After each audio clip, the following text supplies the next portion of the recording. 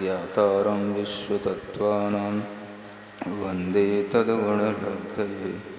देवादिदेव वर्तमान शासननायक श्री महावीर भगवान की, आचार्य श्री उमा स्वामी जी महाराज की, आचार्य गुरुवर श्री विद्यासागर जी महाराज की, मुनिवर श्री प्रणम्य सागर जी महाराज की, मुनिवर श्री चंद्र सागर जी महाराज की।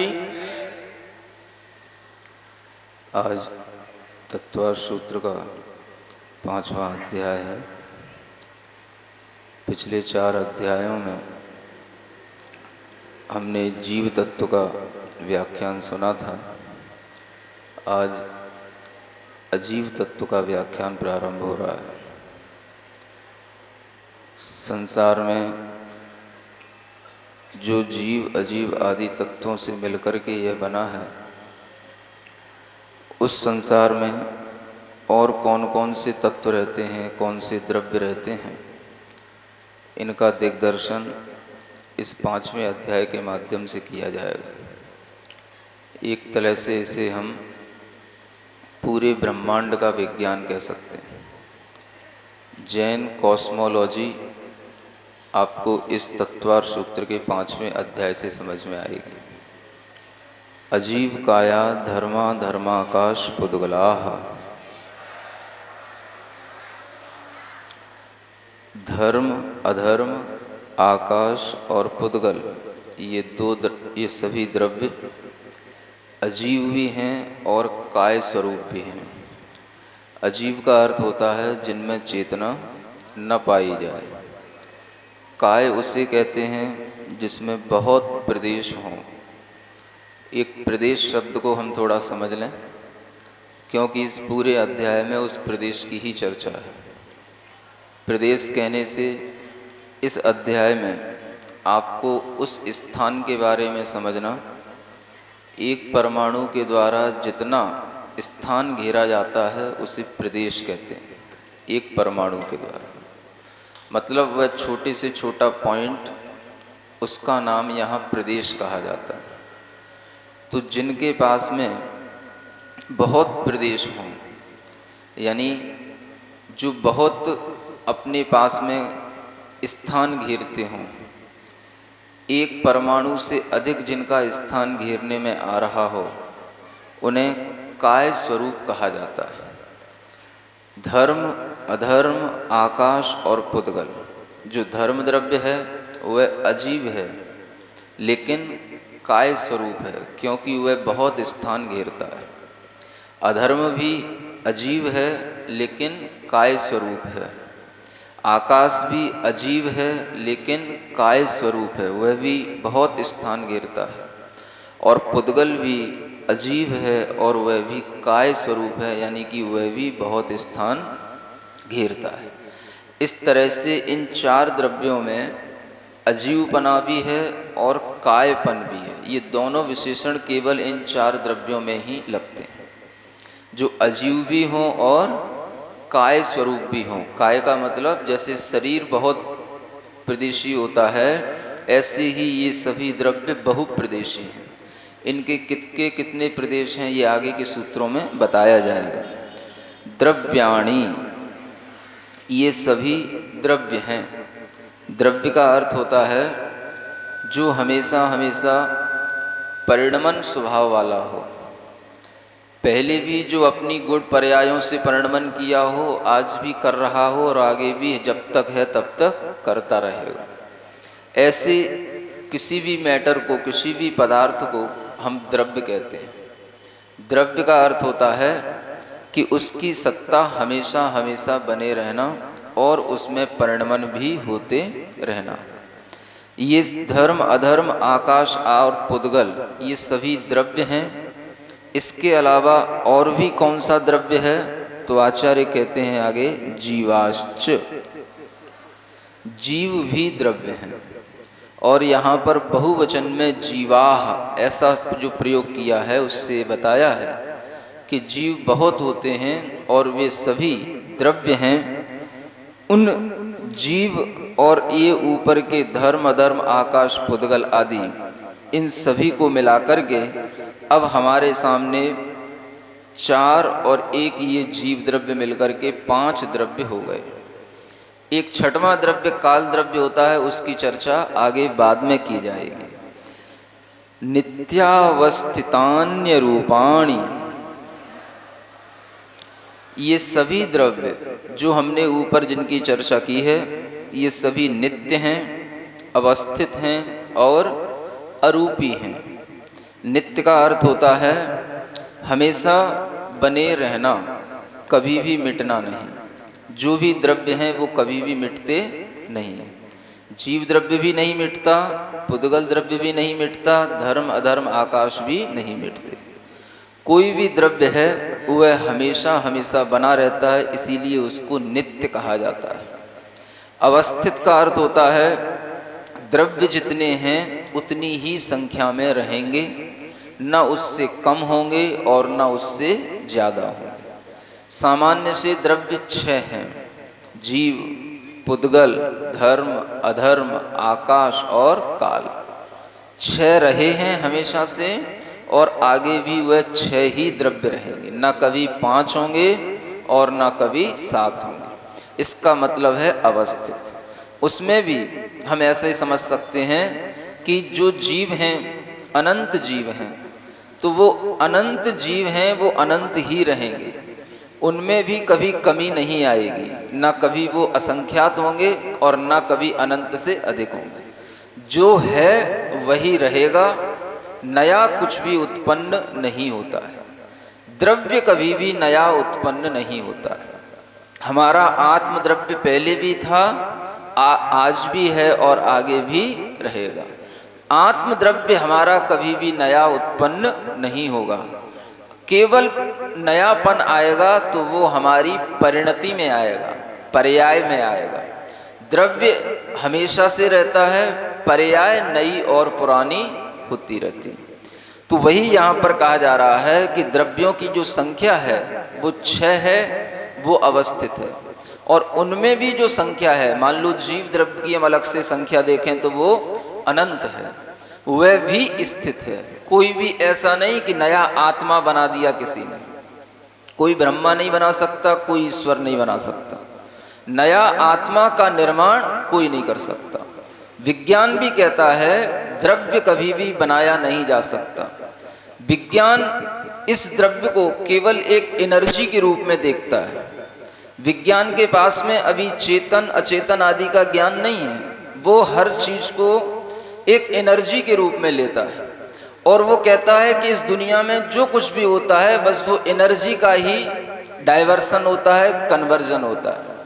एनर्जी को ही हम चेंज करते रहते हैं। कभी हम उसको मैग्नेटिक एनर्जी की फॉर्म में ले आते हैं, कभी हम उसको इलेक्ट्रिक एनर्जी की फॉर्म में ले आते हैं, आदि आदि।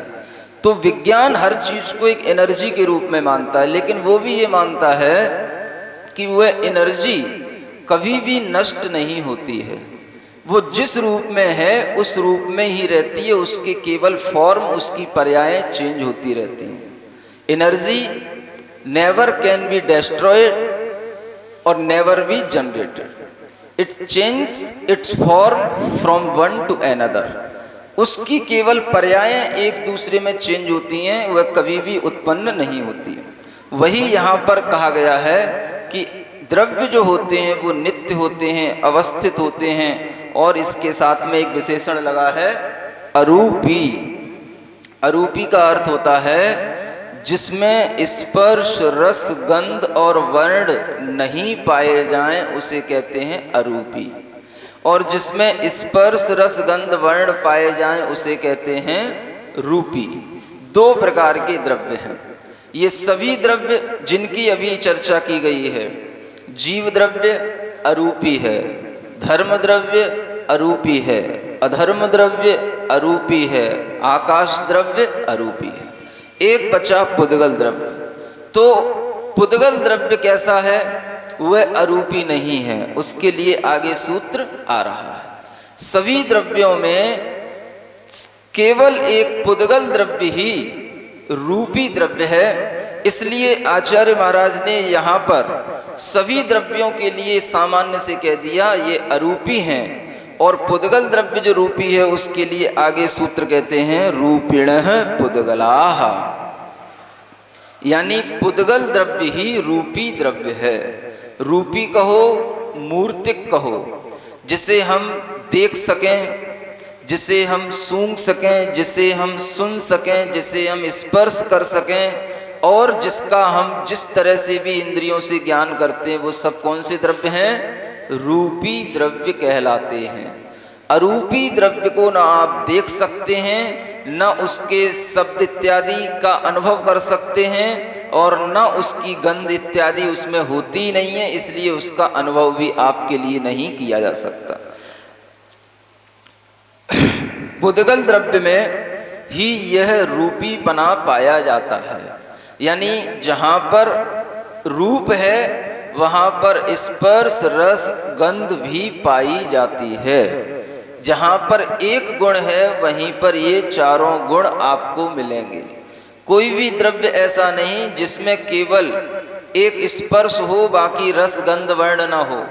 प्रत्येक पुद्गल द्रव्य में ये चारों ही चारों गुण आपको मिलेंगे। आकाशादेकत द्रव्याणि। अब आचार्य कहते हैं कि इन द्रव्यों की संख्या कितनी है, तो पहले वाले सूत्र को याद रखना। वहाँ सूत्र में जो कहा है उसी से यहाँ पर अनुवृत्ति बनाते हुए आकाशात यानी आकाश तक। आकाश तक का मतलब धर्म अधर्म और आकाश, जो पहले सूत्र में द्रव्य लिए थे। इन आकाश तक एक द्रव्याणी, ये एक द्रव्य है, माने धर्म एक द्रव्य है, अधर्म एक द्रव्य है, और आकाश भी एक द्रव्य है।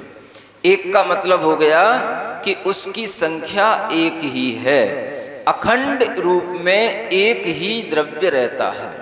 पूरे लोकाकाश में धर्म द्रव्य एक रूप में फैला हुआ है, उसके हम पार्ट नहीं कर सकते हैं। ऐसे ही अधर्म द्रव्य भी एक है, उसके भी हम पार्ट नहीं कर सकते हैं। और आकाश द्रव्य भी एक है, उसके भी हम पार्ट नहीं कर सकते हैं। ये तीन द्रव्य एक रूप में हैं। बाकी के और द्रव्य तो जीव द्रव्य एक द्रव्य नहीं है।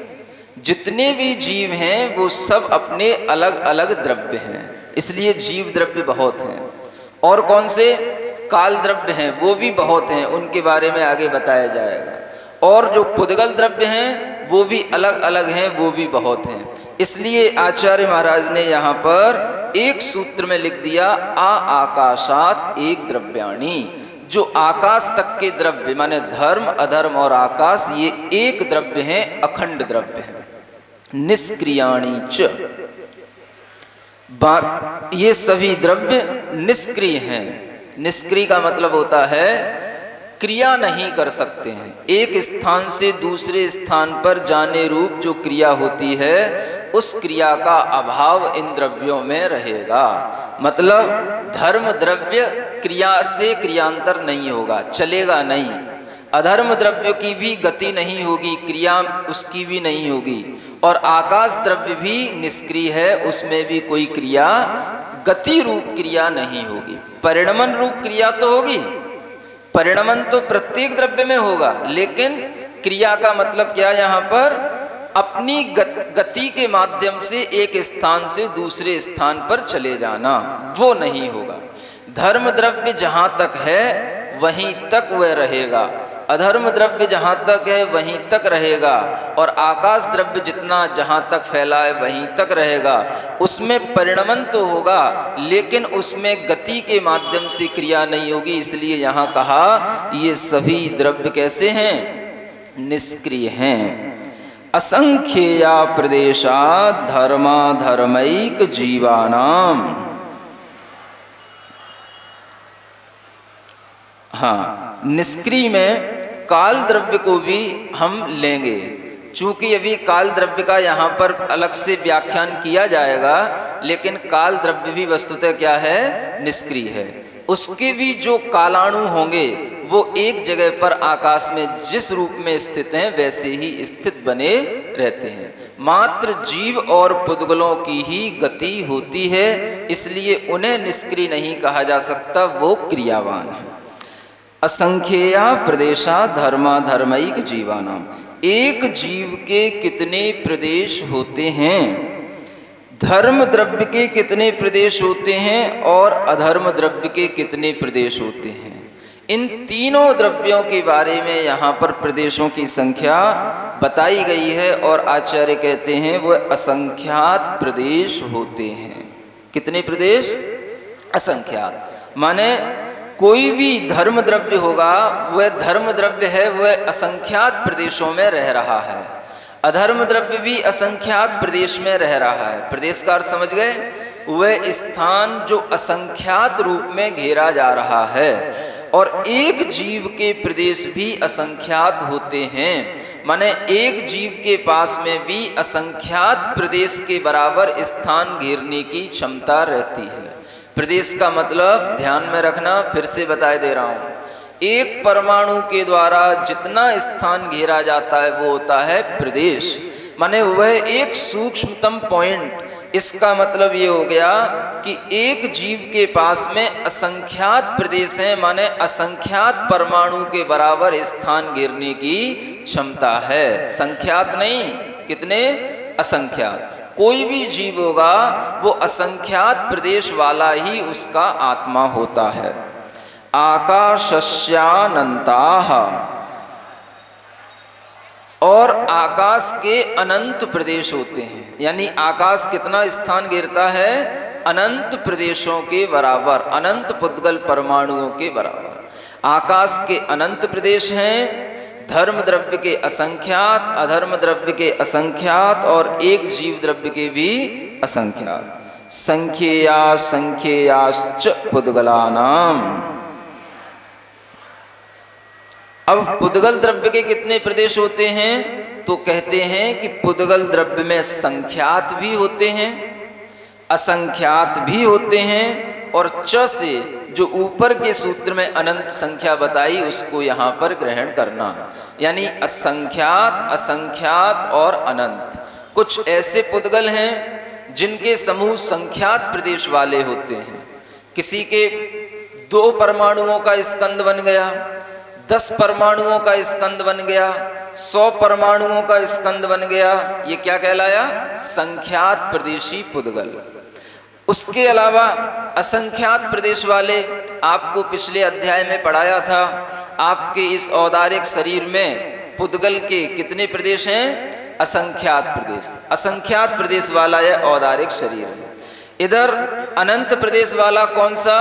तो कार्मण शरीर और तेजस शरीर के परमाणु अनंत प्रदेश वाले होते हैं, तो वो अनंत प्रदेश वाला पुद्गल स्कंद कहलाएगा। इस तरह से पुद्गल तीनों प्रकार के होते हैं, संख्यात, असंख्यात और अनंत। लेकिन जीव मात्र असंख्यात प्रदेश वाला ही होता है, ये याद रखना। नाड़ोः, अणु के प्रदेश नहीं होते हैं। प्रदेश का मतलब चूंकि उसके पास में एक ही प्रदेश, एक ही परमाणु के बराबर वह अपना स्थान घेरता है, इसलिए उस अणु को यहाँ पर प्रदेश से रहित कहा गया। चूंकि एक होना या न होना बराबर कहा जाता है, एक की संख्या कोई बहुत की संख्या नहीं मानी जाती है, इसलिए उसको अणु के प्रदेश नहीं है। वस्तुतः वह एक प्रदेश वाला है, इसलिए यहाँ कह दिया कि अणु के प्रदेश ही नहीं है। एक से अधिक प्रदेश होंगे तब हम उसको जो है पुद्गल के स्कंद के रूप में स्वीकार करेंगे, और जिसमें केवल एक प्रदेश वाला है वो कहलाएगा अणु। जैन दर्शन में अणु और परमाणु एक ही रूप में माना जाता है। लोकाकाशे वगाह, हाँ अच्छे से पढ़ना इस सूत्र को। बहुत से लोग कैसे पढ़ते हैं? लोकाकाशे वगाह, वगाह बस हा पे ही दम तोड़ देते हैं। उसके आगे 2 विसर्ग भी लगे हैं, उसकी भी ध्वनि आना चाहिए। लोकाकाशे वगाह, ऐसे। यानी इन सभी द्रव्यों का अवगाहन जो होता है वह लोकाकाश में होता है। यानी ये सभी द्रव्य कहाँ रहते हैं? ये सभी लोकाकाश में रहते हैं। अब देखो, अभी हमने कहा था आकाश एक अखंड द्रव्य है। अब हमने यहाँ पर 2 भेद कर दिए, एक लोकाकाश और एक अलोकाकाश। तो वो 2 भेद हमने अपनी विवक्षा से कर लिए। वस्तुतः उस आकाश के कोई पार्ट नहीं हो गए। जितने स्थान में 6 द्रव्य रह जाएं उसका नाम है लोकाकाश, और जितने स्थान में मात्र आकाश द्रव्य रहे उसको कहते हैं अलोकाकाश। हमने उस आकाश के खंड नहीं किए। जैसे मान लो आपने यहाँ पर इतना पंडाल से स्थान घेर लिया तो आकाश द्रव्य का विभाजन नहीं हो गया। वो क्या हो गया, आपने केवल इस पर्दों को लगा करके अपना स्थान बना करके ये मान लिया कि इतना स्थान हमारा अलग से है, सेपरेट है। वस्तुतः उसको हम आकाश द्रव्य में कोई खंडन नहीं कहेंगे। उसी तरह से लोकाकाश में 6 द्रव्य रहते हैं और वो 6 द्रव्यों का अवगाहन केवल लोकाकाश में है, अलोकाकाश में मात्र आकाश द्रव्य रहता है। धर्मा धर्मयोः कृत्स्ने। देखो अब ये द्रव्य किस ढंग से इस लोकाकाश में रहते हैं, तो आचार्य कहते हैं धर्म द्रव्य और अधर्म द्रव्य। दर्शन करने वाले वहीं से दर्शन कर लिया करें। धर्म द्रव्य और अधर्म द्रव्य कृत्स्न माने पूरे लोकाकाश में फैले हुए रहते हैं। जितना लोकाकाश है उसमें पूरे के पूरे रूप में वह धर्म द्रव्य और अधर्म द्रव्य फैले रहते हैं। जैसे तिल में तेल रहता है, तिल में तेल किसी एक कोने में नहीं रहता, जितना तिल है उतना ही उसमें तेल है। उसी तरह से जितना भी लोकाकाश है वहां तक ये धर्म द्रव्य पूरा फैला हुआ है, लेकिन एक द्रव्य के रूप में है। ऐसे भी कह सकते हैं कि जैसे आपने कोई घड़े के अंदर प्रकाश रख दिया, मतलब आपने दीपक रख दिया, तो उस घड़े में जैसे वो प्रकाश पूरे में फैल जाता है, ऐसे ही ये धर्म और अधर्म द्रव्य पूरे आकाश में लोकाकाश में फैले हुए हैं। इसके लिए यहाँ पर कृत्स्न शब्द का प्रयोग किया। कृत्स्न माने होता है संपूर्णतया, पूर्ण रूप से। एक प्रदेशादिषु भाज्य पुद्गलानाम। अब पुद्गलों की क्या स्थिति है, तो आचार्य कहते हैं कि पुद्गल आकाश के एक प्रदेश में भी रह सकता है और आकाश के संख्यात असंख्यात आदि प्रदेशों में भी उनका रहना होता है। एक प्रदेश में रहने वाला वह एक परमाणु कहलाता है, और उस एक परमाणु के अंदर भी इतनी क्षमता होती है कि वह अनंत परमाणुओं को अपने अंदर रख सकता है। क्या कह रहा हूं, एक परमाणु भी अपने अंदर अनंत परमाणुओं को रख सकता है। इसलिए एक आदि प्रदेश के विभाजन से पुद्गल द्रव्यों का विभाजन जानना, और ये सभी पुद्गल आदि द्रव्य जो हम ही बताए थे, संख्यात प्रदेशी भी हैं, असंख्यात प्रदेशी भी हैं और अनंत प्रदेशी भी हैं। ये सब कहाँ रहते हैं, ये सब इसी लोकाकाश में रहते हैं। अब आपसे कोई पूछे लोकाकाश के प्रदेश कितने, असंख्यात, और धर्म द्रव्य के प्रदेश कितने, असंख्यात, अधर्म द्रव्य के भी प्रदेश असंख्यात, और उसमें अनंत जीव रह रहे हैं उनके प्रदेश भी असंख्यात, और पुद्गल रह रहे हैं अनंत प्रदेशी असंख्यात प्रदेशी वो भी। ये सब उस असंख्यात प्रदेशी लोकाकाश में कैसे बन जाते हैं, तो आचार्य कहते हैं यह उस आकाश की अवगाहन शक्ति के कारण से ऐसा होता है। अवगाहन शक्ति और उस द्रव्य का सूक्ष्म परिणमन, इनके कारण से एक स्थान पर ये अनंत रूप में भी ये द्रव्य रह जाते हैं। जैसे एक स्थान में एक कमरा है, उसमें मान लो आपने कई बल्बों के प्रकाश उसमें भर दिए, कई बल्बों के, कभी ऐसा होगा कि वो प्रकाश उस स्थान को फोड़ करके बाहर निकल जाए? नहीं होगा, क्योंकि उसका अवगाहन शक्ति और उसका जो परिणमन है वो उसी रूप में है। उसी तरह से इस असंख्यात प्रदेशी आकाश द्रव्य में ये सभी पुद्गल जीव आदि द्रव्य रह जाते हैं। असंख्येय भागादिषु जीवानाम। कोई भी जीव होगा तो वह इस लोकाकाश का असंख्यातवां भाग घेरेगा।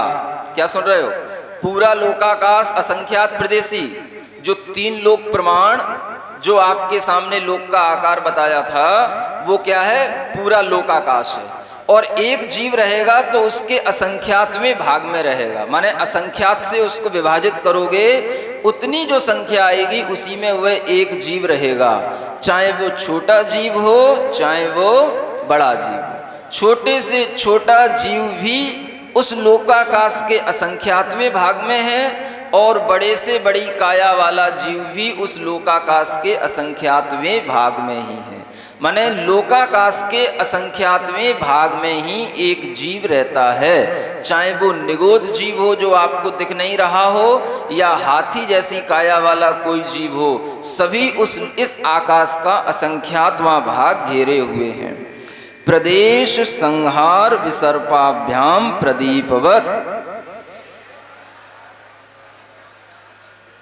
अब यहाँ कहते हैं कि ऐसा कैसे हो जाता है, कोई जीव लोक के असंख्यातवें भाग में है, वह छोटी काया वाला हो गया, वही जीव जो है मनुष्य बन गया, वही जीव हाथी बन गया, तो उसके प्रदेशों में एक गुणवत्ता रहती है, माने आत्मा के अंदर ऐसा गुण रहता है जिसके कारण से आत्मा अपने प्रदेशों को उपसंहार भी कर लेता है और उनका विसर्पण माने उन प्रदेशों को फैला भी लेता है। कैसे, वही दीपक का उदाहरण आपको याद रखना है। आपने एक छोटे से घड़े में दीपक रख दिया तो वह उतने ही घड़े को प्रकाशित करेगा। आपने एक बड़ी टंकी के अंदर वो दीपक रख दिया, वह दीपक का प्रकाश वो पूरी टंकी को प्रकाशित कर देगा, उसमें फैल जाएगा। उसी तरह से आत्मा जिस शरीर में जाती है उसी शरीर के प्रमाण वह हो जाती है। हाथी के शरीर में हाथी प्रमाण और चींटी के शरीर में चींटी प्रमाण वह आत्मा होती है। ऐसा नहीं समझना कि हाथी के शरीर में बहुत सारी अनंत आत्माएं घुस गई हों तब एक हाथी का शरीर बनता हो मिल करके, ऐसा समझे, वो एक ही आत्मा है। और ऐसा भी नहीं समझना कि जैसे चींटी का छोटा सा शरीर है तो वह आत्मा हाथी के किसी एक स्थान पर रहती होगी और बाकी तो सब पुद्गल है, ऐसा नहीं। जितनी काया है आत्मा पूरे में फैली हुई रहती है। यह इस आत्मा का प्रदेशों का संहार और विसर्पण, ये दोनों प्रकार का ये स्वभाव है। माने संकोच विस्तार स्वभाव के कारण से आत्मा अपने प्रदेशों का इस तरह से संकोच और विस्तार करता रहता है। गति स्थित्युपग्रहौ धर्मा धर्मयोरुपकारः।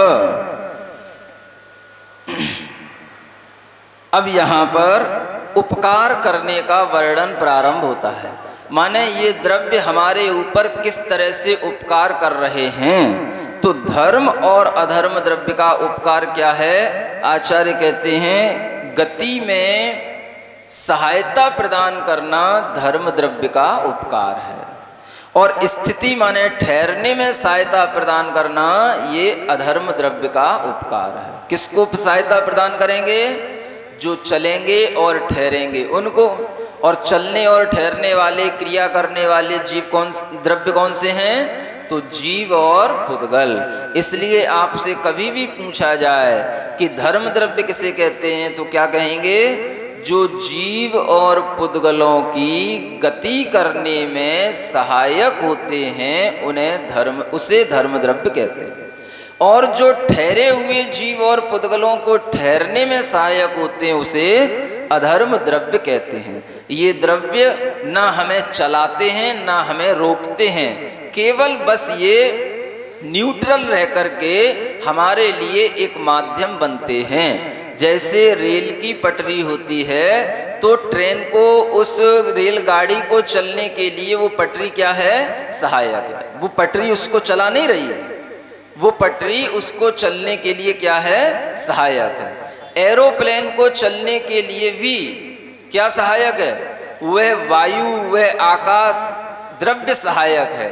ऐसा नहीं कि वो अपने आप उड़ रहा है। अगर आकाश द्रव्य नहीं होगा, वायु नहीं होगी तो वह एरोप्लेन भी नहीं चल सकता है। जिस प्रकार से ये हवा, पर्यावरण उस आकाश द्रव्य में जो रह रहा है वह उस एरोप्लेन को चलाने के लिए सहायक है, उसी प्रकार से ये धर्म द्रव्य भी हम लोगों की गति को सहायता प्रदान करता है और अधर्म द्रव्य रुकने में सहायता प्रदान करता है। ये दोनों द्रव्यों के उपकार हैं। रोकने में भी कोई जबरदस्ती नहीं करता। आप चल रहे हैं जैसे वृक्ष की छाया, वृक्ष की छाया देख करके पथिक को क्या होता है, रुकने का भाव हो जाता है। रुकना चाहेगा तो छाया उसके लिए सहायक है, और नहीं रुकना चाह रहा है तो आगे बढ़ो, कोई रोकेगा नहीं। ठहरना चाहोगे, बैठना चाहोगे तो बैठो, लेकिन बैठने में सहायता कौन करेगा, अधर्म द्रव्य। और नहीं ठहरना है, भागते रहना है तो भागते रहो, जब तक भागोगे तब तक तुम्हारे लिए सहायक कौन होगा, धर्म द्रव्य। इस तरह से इन द्रव्यों के उपकार हैं। आकाशस्यावगाह, हाँ यहाँ पर भी ऐसे ही है। आकाश द्रव्य का भी उपकार क्या है, अवगाहना देना, अवगाहित कर लेना, माने स्थान देना, ये आकाश द्रव्य का उपकार है। जितने भी पुद्गल हैं, द्रव्य जीव आदि द्रव्य हैं, वो सब इस आकाश द्रव्य में रह रहे हैं। आकाश द्रव्य का उपकार है जो सबको स्थान दिए है। ये भी वह आकाश द्रव्य मना नहीं करता है। भले ही आप एक दूसरे के लिए मना कर दो कि आप यहाँ मत बैठो, आप यहाँ मत रुको, लेकिन आकाश कभी भी मना नहीं करता है। शरीर वांग मनः प्राणापाना पुद्गलानाम। अब पुद्गल द्रव्य के उपकार बताते हैं। जो पुद्गल द्रव्य है वह भी हमारे ऊपर उपकार कर रहा है। कैसे कर रहा है, ये शरीर जो हमको मिला है ये पुद्गल द्रव्य का उपकार है। अगर ये शरीर नहीं होता तो तुम्हारी आत्मा आज ये पंचेंद्रिय पर्याय के रूप में नहीं होती। क्या समझे, ये शरीर औदारिक शरीर नहीं होता तो तुम कभी भी यहाँ पर संयम के साथ में बैठ नहीं सकते, क्योंकि वैक्रियक शरीर वालों के लिए ऐसे धर्मोपदेश सुनना और उन्हें संयम को ग्रहण करना होता नहीं है।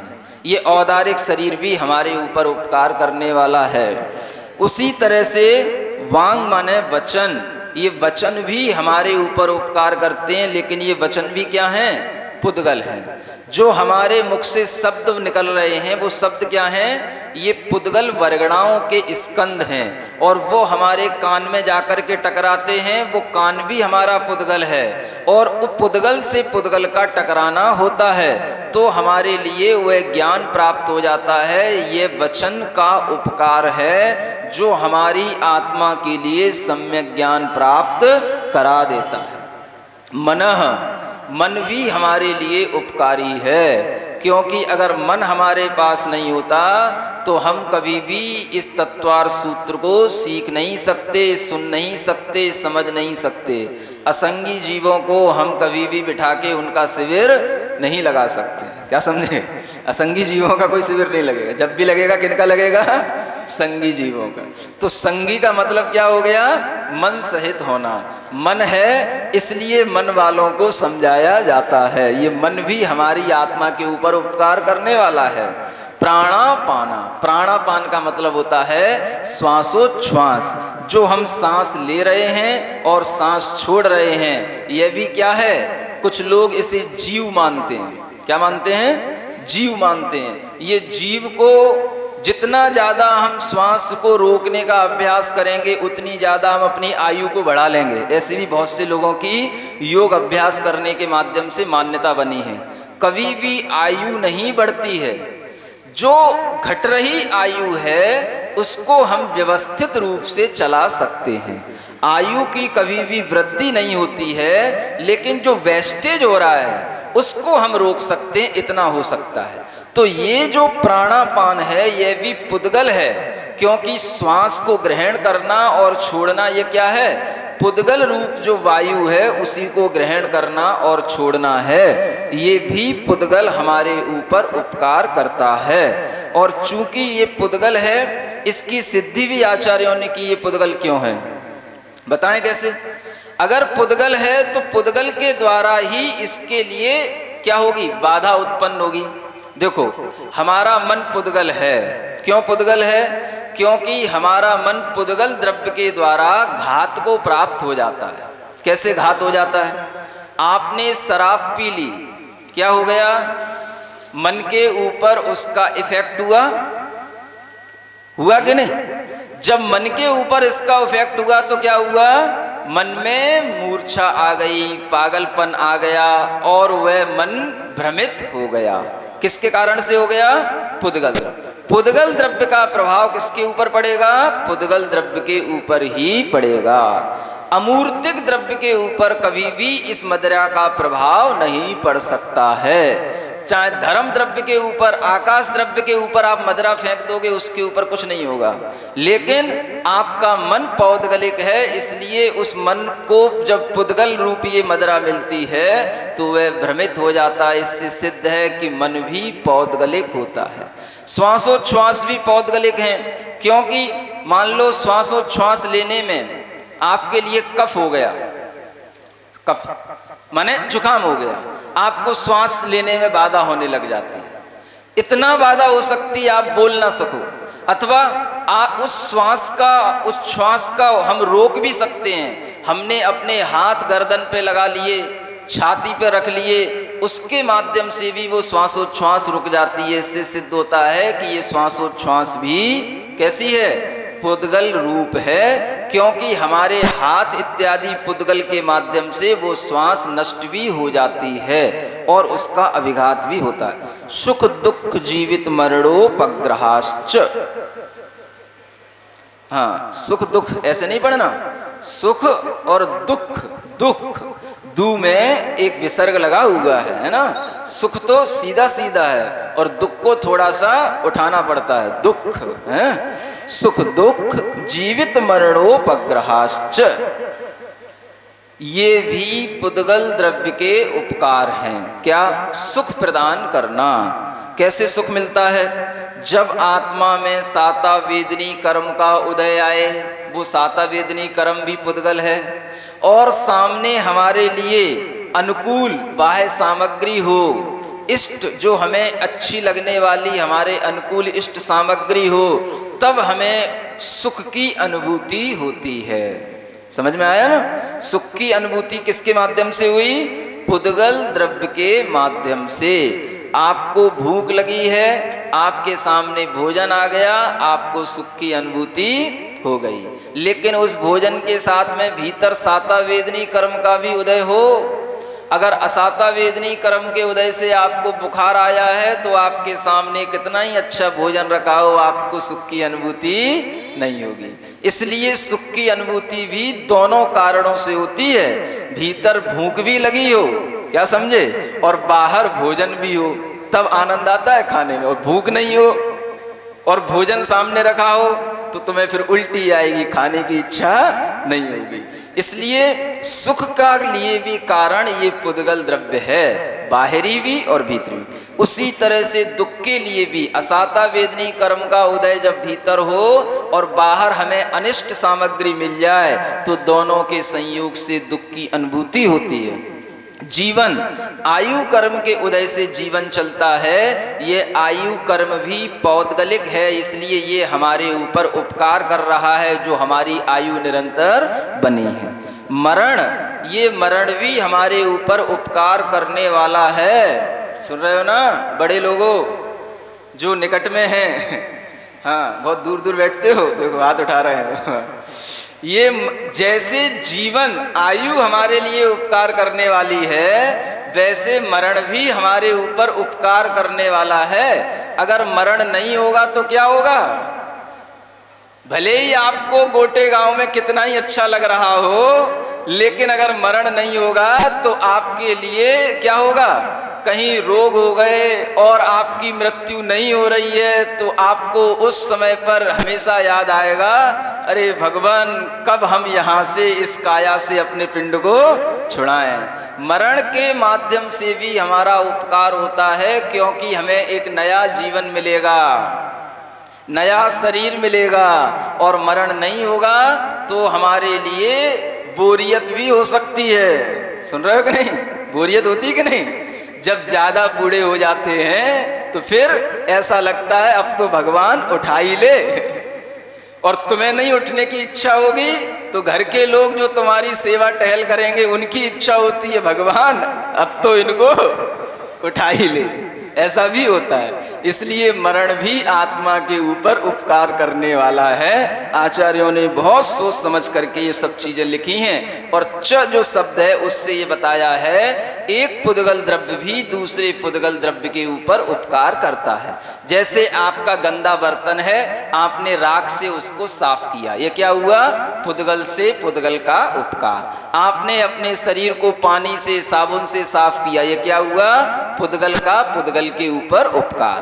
पुद्गल का जीव के ऊपर भी उपकार है और पुद्गल का पुद्गल के ऊपर भी उपकार है, लेकिन जीव का अन्य किसी द्रव्यों पर कोई उपकार नहीं। फिर जीव का किसके ऊपर उपकार है?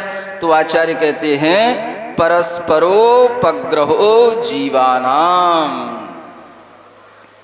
हाँ, ये सूत्र जो आप 3 लोक के नक्शे में लिखा हुआ देखते हो, ये कौन से अध्याय का सूत्र है? 5वें अध्याय का। कौन से नंबर का?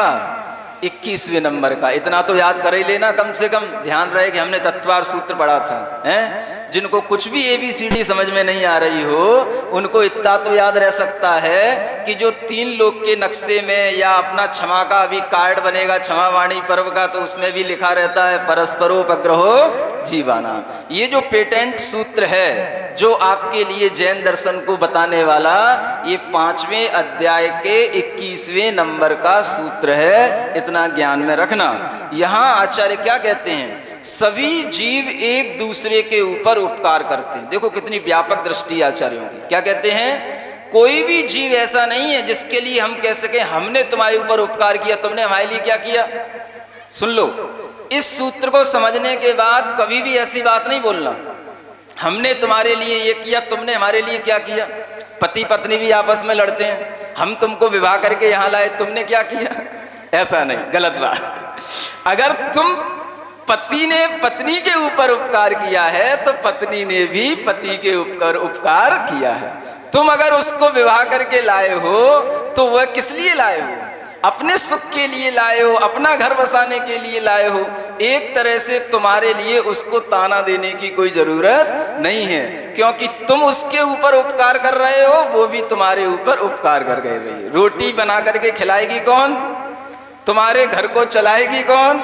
वो तुम्हारे ऊपर उपकार है। आचार्यों ने यहां तक लिखा है कि नौकर और मालिक ये भी परस्पर में उपकार करने वाले हैं। सुन रहे हो मालिक लोगों?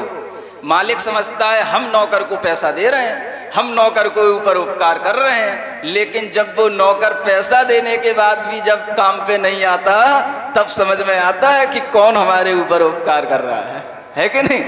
तो वह नौकर हमारे लिए काम कर रहा है, ये उसका हमारे ऊपर उपकार है। अगर वो तुम्हारे बर्तन न धोए, तुम्हारे लिए भोजन न बनाए, तो तुम्हारा पैसा कुछ नहीं कर सकता है। तुम्हारा पैसा उसकी जीविका चला रहा है और उसकी क्रिया आपके लिए काम में आ रही है। दोनों का परस्पर में उपकार चलता है। इसीलिए यह सूत्र इतना व्यापक है कि हम सबको इस रूप में देखें कि सब हमारे ऊपर उपकार कर रहे हैं और हम भी सबके ऊपर उपकार कर रहे हैं। यहाँ तक कहा है कि एक आचार्य महाराज, गुरु महाराज हैं, शिष्यों के ऊपर उसको पढ़ा करके उपकार करते हैं। उन्होंने उसको पढ़ाया, दीक्षा दी, बड़ा किया, सब कुछ किया, और शिष्य ने उनके ऊपर क्या उपकार किया? तो आचार्य कहते हैं जैसा गुरु ने पढ़ाया, जैसा गुरु ने कहा, जैसी गुरु ने आज्ञा दी, वह शिष्य अगर उसके अनुरूप चल रहा है तो ये शिष्य का भी गुरु के ऊपर उपकार है। समझ में आ रहा है ना? केवल आपका, हमारा ही आपके ऊपर उपकार नहीं है, आपका भी हमारे ऊपर उपकार है कि जब आप हमारे सामने नहीं बैठे होगे तो हम क्या दीवालों को पढ़ाएंगे? हमें खुद पढ़ना होगा तो अपने मन में अकेले में पढ़ लेंगे, लेकिन यहाँ पर बैठ करके ये जो पढ़ाना हो रहा है, यह भी वस्तुतः क्या है? परस्परोपग्रहो जीवानाम। ये सूत्र बहुत व्यापक है। इसके माध्यम से हम हमेशा अगर अपने चिंतन को बनाएंगे तो हमारे अंदर अहंकार भी नहीं आएगा और दीनता भी नहीं आएगी। वर्तना परिणाम क्रिया परत्वा परत्वे च कालस्य। अब यहाँ पर काल द्रव्य का अव्याख्यान शुरू होता है। काल द्रव्य का काम क्या है?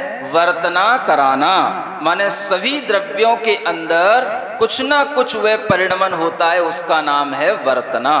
परिणाम का मतलब होता है एक ऐसा अपरिस्पंदात्मक क्रिया, माने जिसमें गति ना दिखे लेकिन परिणमन हो। जैसे हमारे मन में भाव उत्पन्न होते हैं, तो कभी क्रोध का, कभी मान का, कभी माया का, ये परिणाम कहलाता है। ये परिणाम में भी कारण काल द्रव्य है।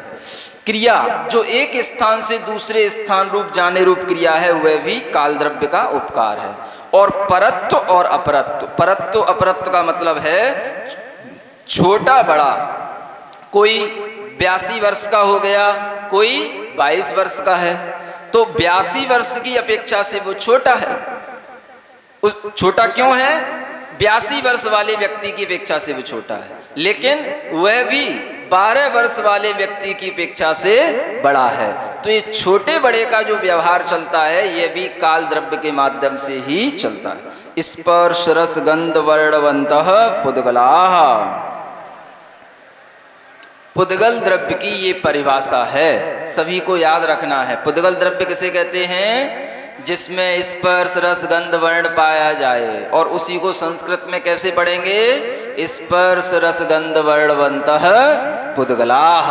आपसे पूछे पुद्गल किसे कहते हैं, तो इसी तरह से सूत्र पढ़ के बताना।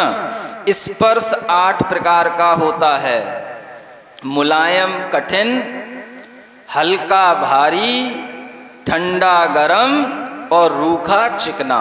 ये स्पर्श की 8 परिणतियां हैं। रस की 5 परिणतियां आचार्यों ने बताई हैं। एक तो तीखा रस, जिसे हम बोल सकते हैं चरपरा। एक होता है आम्ल माने खट्टा, एक होता है कड़वा, एक होता है मीठा और एक होता है कसायला। ये 5 रस होते हैं। क्या समझे? इन 5 रस में आपके लिए वो रस तो आता ही नहीं है जिसके बिना आपका भोजन नहीं होता। कौन सा? नमक। नमक तो इसमें कहीं आया ही नहीं। तिक्त माने चरपरा हो गया, तीखा। आम्ल माने खट्टा हो गया, नींबू आदि। कड़वे में आपकी ये नीम या करेला इत्यादि। और मधुर में जो मीठी चीजें, और कसायले में आंवला इत्यादि। ये नौन कहाँ से आ गया? ये लवण है। जिस नौन के बिना आपको नौना नौना नहीं लगता, वो रस कहाँ है? आचार्य कहते हैं वह नमक अलग से कोई रस नहीं है, वह इन सब रसों में वह नमक भी पाया जाता है। क्या समझे? कोई भी ऐसी वनस्पति नहीं है जिसमें नमक न हो, कोई भी ऐसी दाल या अन्न नहीं है जिसमें नमक ना हो। विज्ञान पढ़ते हो थोड़ा बहुत कि नहीं? वैज्ञानिक लोगों ने भी बताया है, हर पदार्थ में जो हम खाते हैं उसमें नमक की मात्रा रहती है। नमक अलग से कोई रस नहीं है, वह हमारी एक अलग से आसक्ति का परिणाम है। फिर भी अगर आप चाहो, चूंकि आपको नमक भी कैसा लगता है? अच्छा लगता है, इसलिए मधुर रस में भी उसका अंतर्भाव कर सकते हो कि मीठा माने अपने को जो इष्ट लगे उसका नाम है मधुर। ऐसा मान करके आप लवण का मधुर रस में भी अंतर्भाव कर सकते हो, अथवा ये भी सोच सकते हो कि लवण एक सामान्य रस है और ये सब विशेष रस हैं के रूप में परिणमन कर जाते हैं। छाया भी पुद्गल की परिणति है, चाहे वो छाया शीशे में देखने वाली छाया हो, या वो जल में दिखने वाली छाया हो, या वो धूप से हमारे सामने पड़ने वाली छाया हो। ये सब क्या है? पुद्गल का ही परिणमन होती है। आतप बोलते हैं, सूर्य के प्रकाश से जो हमें ताप मिलता है वो आतप भी पुद्गल का परिणमन है। और उद्योत कहते हैं, चंद्रमा के प्रकाश से जो हमें शीतलता मिलती है वह भी पौद्गलिक किरणें हैं। ये सब पुद्गल का ही परिणमन है। आप इस सूत्र के माध्यम से दुनिया में जो कुछ भी ज्ञान आपको है वो सब आपको पुद्गल का ही है, और वो पुद्गल इन्हीं के अंदर अंतर्भूत हो जाते हैं। अड़वः स्कंधाश्च, वो पुद्गल के मुख्य रूप से दो भेद हैं, एक अणु और एक स्कंद। अणु कहते हैं एक प्रदेश वाले पुद्गल को, और जिसमें एक से अधिक परमाणु जुड़ गए तो वो क्या हो गया, स्कंद हो गया। इस तरह से यहाँ पर पुद्गल के दो भेद किए हैं। भेद संगातेभ्य उत्पद्यन्ते, ये भेद और संघात और भेद संघात माने तीन प्रकार से स्कंदों की उत्पत्ति होती है। स्कंद का मतलब जिसको कि हम अनेक परमाणुओं का समूह मानते हैं, वह स्कंद केवल भेद से नहीं, केवल संघात से नहीं, भेद भी करो। भेद माने कुछ निकालना, खंडित करना, और संघात माने इकट्ठा करना। कहीं से निकालो, कहीं पे इकट्ठा करो और फिर उन दोनों को मिला दो, भेद संघात। इन तीनों प्रकार की प्रक्रिया से वह क्या होता है, वह स्कंद की उत्पत्ति होती है। जैसे मान लो एक लेबोरेटरी में एक हाइड्रोजन का बॉक्स रखा है, टैंक रखा है, और एक ऑक्सीजन का रखा है ना। आपने हाइड्रोजन निकाली, ऑक्सीजन निकाली, ये क्या हो गया, भेद। दोनों को मिला दिया, ये क्या हो गया, संघात। और भेद और संघात मिलाकर के जब हमने उनको एक थोड़ा सा अनुकूल टेम्परेचर दिया, प्रेशर दिया, तो वह जल के रूप में परिणत हो गया। ये क्या हो गया, एक नए स्कंद की उत्पत्ति हो गई। जो केमिस्ट्री है वो यहीं से शुरू होती है और यहीं इसी के अनुसार ये सारी केमिस्ट्री चलती है।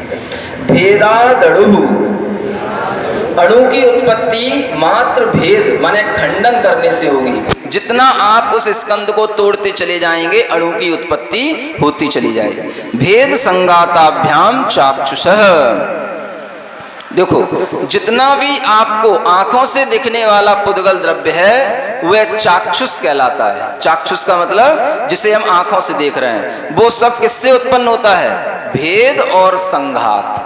नहीं भी दिख रहा हो वह भी हमें दिखने लग जाता है। कब, भेद और संघात, जब इस प्रक्रिया से हम उसको गुजारते हैं। जैसे मान लो आपको हाइड्रोजन भी नहीं दिख रही थी और ऑक्सीजन भी नहीं दिख रही थी, आपने क्या किया, उन दोनों को मिला दिया, जल के रूप में आ गया, तो वो आपको जल दिखने लगा।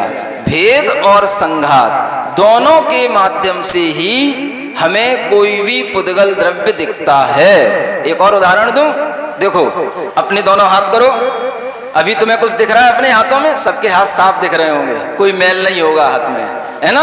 अब आपने क्या किया, अपनी दोनों हथेलियों को घिसो, हैं, देखो क्या निकलने लगा, बत्ती बन गई। जी देखो क्या हो गया, ये हमने क्या किया, ये तो हमने किया भेद, और फिर ऐसे किया, ये हो गया संघात। और भेद और संघात दोनों हो गए तो क्या हो गया, चाक्षुष, माने हमारी आंखों में वह पुद्गल द्रव्य दिखने लगा। हमारी आंखों में जो नहीं दिख रहा था वो अब दिखने लगा। ये इस सूत्र से होता है, समझ में आया ना, बहुत बड़ी केमिस्ट्री है ये। सत द्रव्य लक्षणम, देखो द्रव्य का लक्षण क्या है, सत माने अस्तित्व।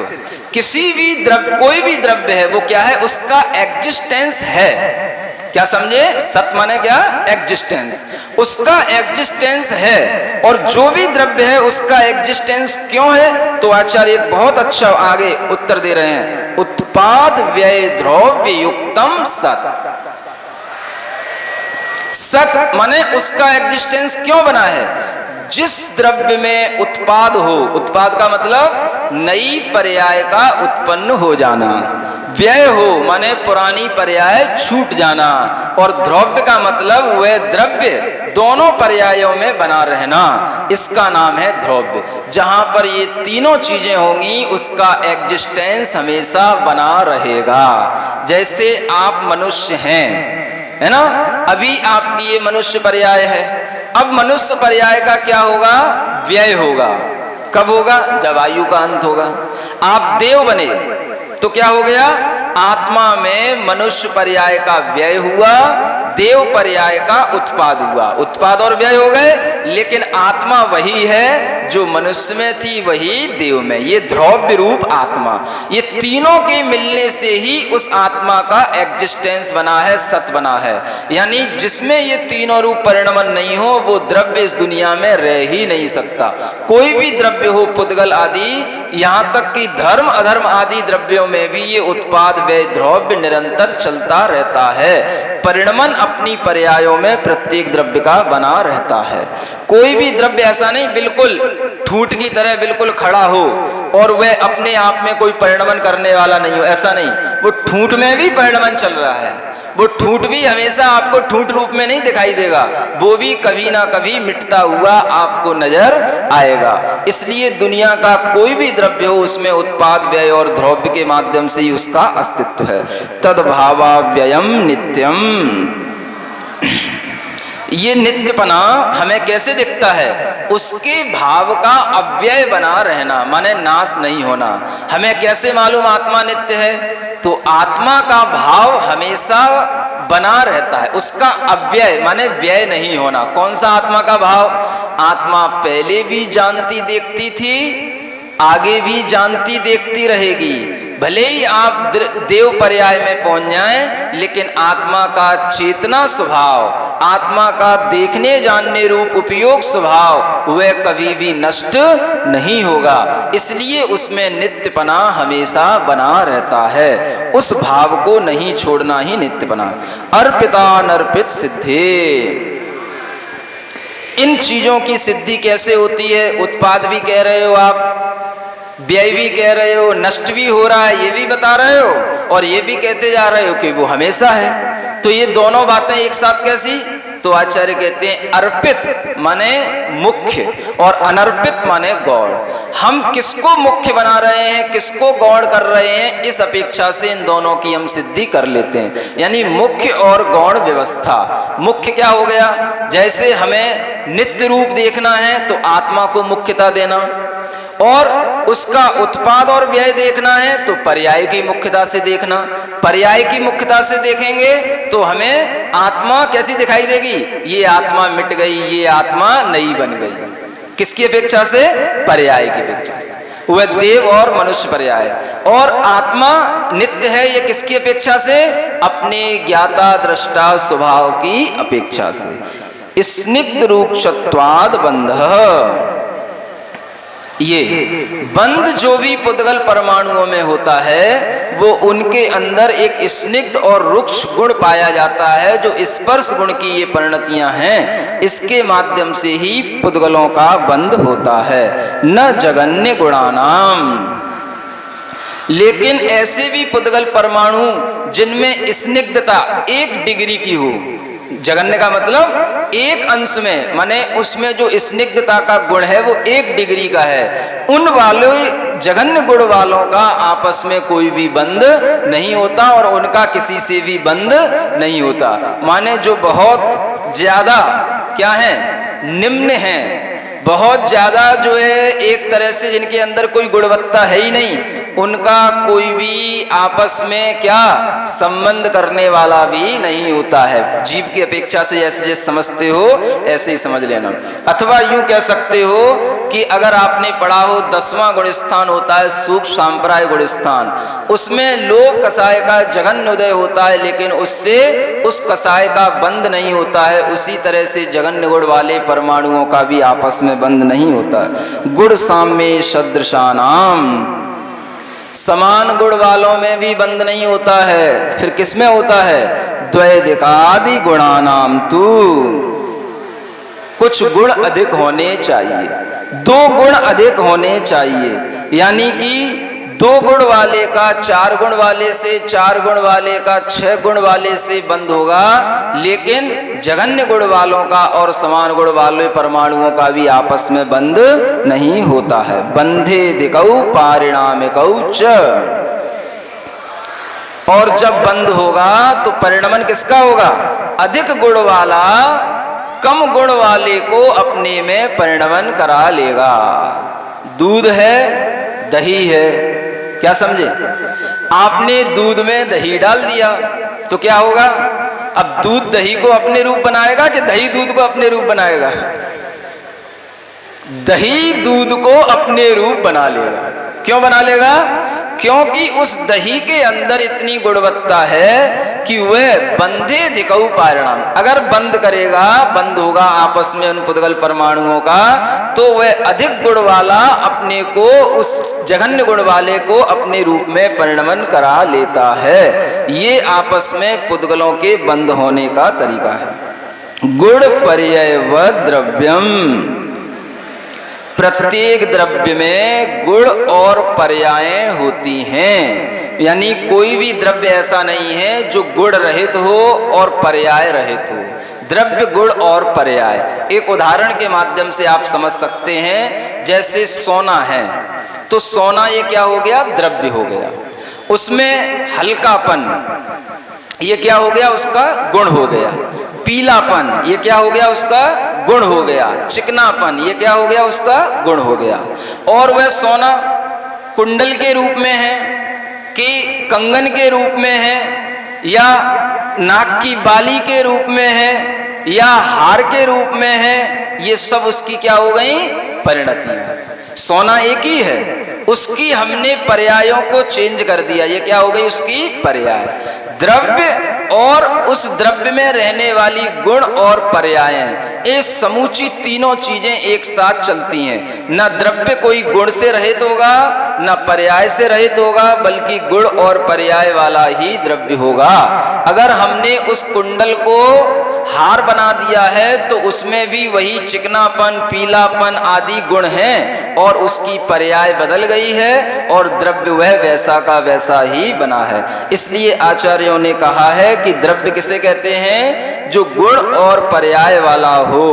कालश्च, अब इतनी देर बाद आचार्य महाराज को काल द्रव्य याद आया है, क्योंकि समय हो गया है।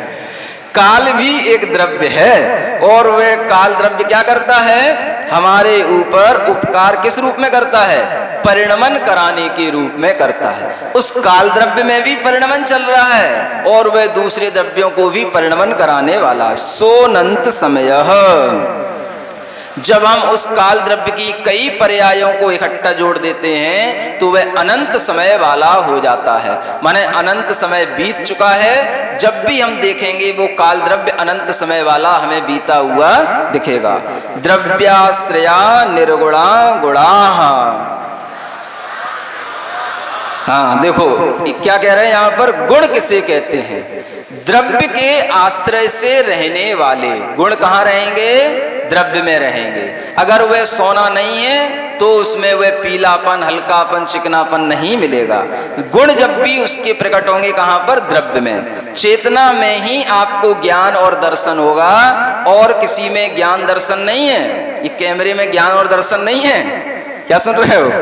कैमरे में आपको देखने को तो मिल सकता है, सुनने को मिल सकता है, लेकिन ज्ञान और दर्शन कहाँ है? वो अपनी चेतना में है, वो कैमरे में नहीं है। कैमरा तो किसको कैच कर रहा है? वो तो केवल पुद्गल को कैच कर रहा है। रूप भी पुद्गल है, उस पुद्गल को कैच कर रहा है। शब्द भी पुद्गल है, उस पुद्गल को कैच कर रहा है। वस्तुतः जो आत्मा है, उसमें ही केवल वह आत्मा के ज्ञान और दर्शन गुण है। वो गुण इस किताब में भी नहीं है। क्या समझे? किताब में ज्ञान नहीं है। ज्ञान कहाँ है? ज्ञान किसका स्वभाव है? पुद्गल का कि आत्मा का? फिर क्यों कहते हो किताब में ज्ञान है? क्या सुन रहे हो? ज्ञान कहाँ है चौधरी जी? ज्ञान आत्मा में कि पुद्गल में? आत्मा में। लेकिन हम क्यों कहते हैं कि किताब में ज्ञान है? किताब से हम ज्ञान प्राप्त करते हैं, ज्ञान वस्तुतः किताब में नहीं है। ज्ञानवान अगर आत्मा है तो भी वो, तभी वो किताब को देख करके ज्ञान प्राप्त कर सकता है। कैमरे के सामने किताब रख दो, क्या होएगा? पढ़ा देगी वो कैमरा तुम्हें किताब को? नहीं पढ़ा सकती। इसलिए आचार्य कहते हैं गुण द्रव्य के आश्रय से रहते हैं, लेकिन गुण अपने आप में निर्गुण हैं। निर्गुण का मतलब एक गुण अपने में दूसरे गुण को नहीं रखता, इसका नाम यहाँ पर निर्गुणपना है। माने ज्ञान गुण ज्ञान रूप रहेगा, दर्शन गुण दर्शन गुण रूप रहेगा। इसलिए इस सूत्र को याद रखना। आचार्य महाराज बताते थे कि उनके भी जो गुरु महाराज आचार्य ज्ञान सागर जी महाराज हुए, वे इस सूत्र का बड़ा अच्छा अर्थ लगाते थे। देखो क्या कहते थे वो, द्रव्याश्रया निर्गुणा गुणा, द्रव्य के आश्रय से निर्गुण भी गुणी हो जाता है। क्या समझे? द्रव्य माने जो धन आदि है उसको भी द्रव्य कहते हैं। माने धन आदि के माध्यम से क्या हो जाता है, जिसके पास कोई गुण नहीं भी हो तो भी सब उसके पास में पहुंच जाएंगे। सेठ जी, सेठ जी, सेठ जी, क्या हो गया, बड़े गुणवान हो गए सेठ जी, क्योंकि सेठ जी के पास कुछ है। द्रव्य के आश्रय से निर्गुण भी गुणी हो जाता है। इसीलिए कहीं लौकिक शास्त्रों में भी पढ़ा है, सर्वे गुणा कांचन माश्रयंती, माने जितने भी गुण हैं जिनके पास में कांचन माने सोना चांदी हो, भले ही वो मूर्ख चंद हो, कछु नहीं आता हो, लेकिन बस धन संपत्ति हो तो सब गुण है उनके पास में। ऐसी भी एक लोकोक्ति है, वह भी सही फिट होती है। तद्भाव परिणाम, परिणाम माने पर्याय, उस गुण का जो भाव है, उस गुण का जो परिणमन है वही उसकी पर्याय कहलाता है। इस तरह से यह 5वां अध्याय भी समाप्त हुआ। एक तरह से अजीव तत्व का ये एक अध्याय में वर्णन पूरा हो गया। 2 तत्व आपके पूर्ण रूप से व्याख्यायित हो गए। अब आगे के 5 जो तत्व और बचे हैं उनका व्याख्यान होगा। तब तक के लिए महावीर भगवान की जय।